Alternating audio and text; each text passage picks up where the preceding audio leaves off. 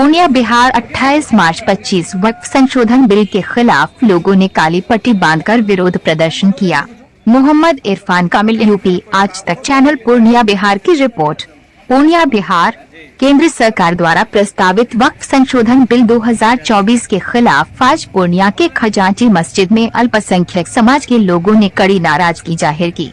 इस विरोध प्रदर्शन का नेतृत्व खजांची मस्जिद के इमाम वहीदुज्जमा साहब और सामाजिक कार्यकर्ता एवं पूर्व विधानसभा प्रत्याशी हयात अशरफ ने किया।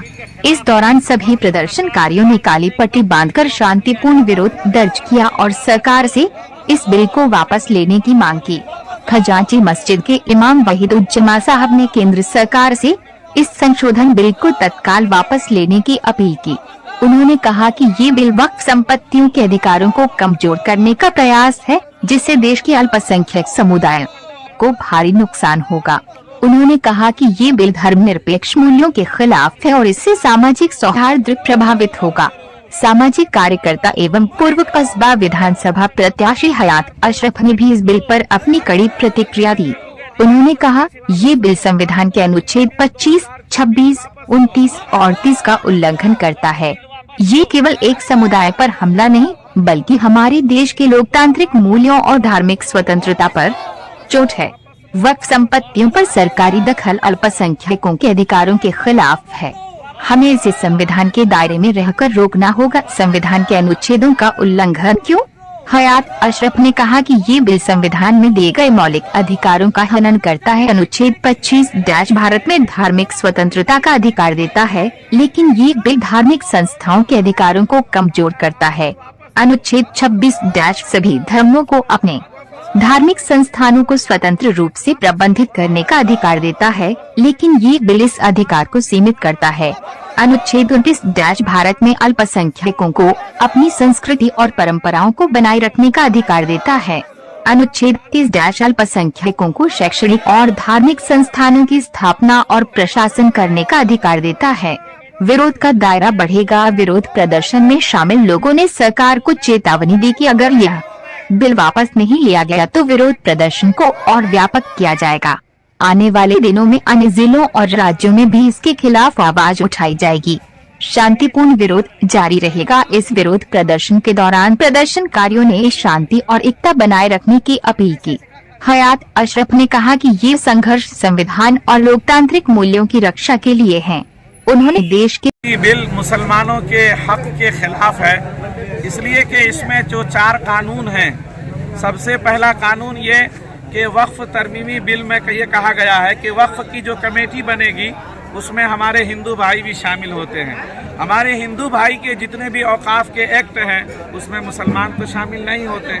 और ये हिंदुस्तान की सरजमीन है। हर एक हिंदू, मुस्लिम, सिख, ईसाई हर एक भाई को अपने तमाम मजहबी आज़ादी के साथ जीने का हक है, तो हमारी ज़मीनों को क्यों छीना जा रहा है। दूसरी बात ये कि उसमें जो भी कमेटी बनेगी, हर ज़िला के ज़िला कलेक्टर वक्फ की ज़मीनों को देख रेख करेंगे। वो चाहेंगे तो उस ज़मीन को वक्फ से हटा करके दूसरे मसरफ में ला सकते हैं। एक हमारा कब्रिस्तान है, 52 बीघे का कब्रिस्तान है। 40 बीघे में अभी तजहीज़ व तकफीन हो रही है, बाकी 20 बीघे में या 12 बीघे में वो खाली ज़मीन पड़ी है। 20 साल के बाद हमें उसकी ज़रूरत पड़ेगी। अगर हुकूमत वो ज़मीन हमारी ले लेती है, 50 साल के बाद हम अपने जो हमारे आबा व अजदाद इंतकाल कर जाएंगे तो उनको हम कहाँ दफन करेंगे। ये डीएम को इख्तियार देना यकीनन मुसलमानों के हक को छीनना है। और वक्फ तरमीमी बिल के जो में कहा गया है कि जो कमेटी बनेगी उसमें हिंदू भाई भी रहेंगे, ये हमारे हक को छीनना है।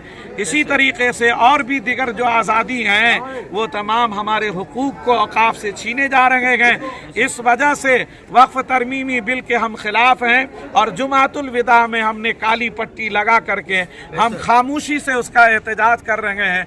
हुकूमत से हम गुजारिश कर रहे हैं कि ये वक्फ तरमीमी बिल को वापस ले ले, ये हमारे हक में नहीं है। हुकूमत को हमसे अगर मोहब्बत है तो इस कानून को वापस ले ले, हम यही गुजारिश करते हैं। आज हाल फिलहाल में जो हमारे आदरणीय प्रधानमंत्री घोषणा किए हैं कि ईडी में मुसलमान भाइयों को गिफ्ट देंगे, इसमें क्या कहेंगे आप?